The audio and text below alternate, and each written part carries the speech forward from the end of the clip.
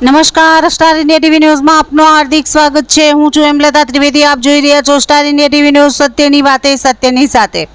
Botad town police station ખાતે બ્રહ્માકુમારી સંસ્થાના બહેનોએ પોલીસ કર્મચારીઓને રાખડી બાંધી મીઠાઈ ખવડાવી આશીર્વાદ આપ્યા, રક્ષાબંધનની ઉજવણી કરી હતી।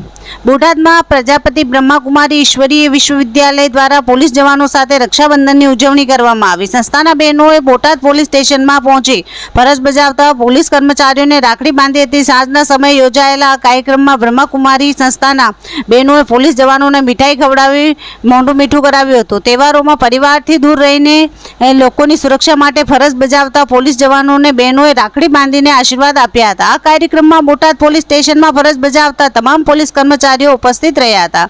પ્રજાપતિ બ્રહ્માકુમારી ઈશ્વરીય વિશ્વવિદ્યાલયના બહેનોએ જણાવ્યું હતું કે ભારત એક આધ્યાત્મિક પ્રધાન દેશ છે। અહીં અનેક તહેવારોની ઉજવણી કરવામાં આવે છે। તેમણે વધુમાં કહ્યું હતું કે દરેક તહેવાર આપણા જીવનમાં ઉમંગ અને ખુશી લાવે છે। રક્ષાબંધન ભાઈ અને બહેનના પ્રેમનું પ્રતીક છે। આ પાવન પર્વમાં બહેન ભાઈની રક્ષા માટે રાખડી બાંધીને ભગવાન પાસે પ્રાર્થના કરે છે। આજે પોલીસ કર્મચારીઓને રાખડી બાંધીને તેમની સુરક્ષા માટેની પ્રાર્થના કરી હતી। Star India TV news Botad reporter Imran ગડખરા।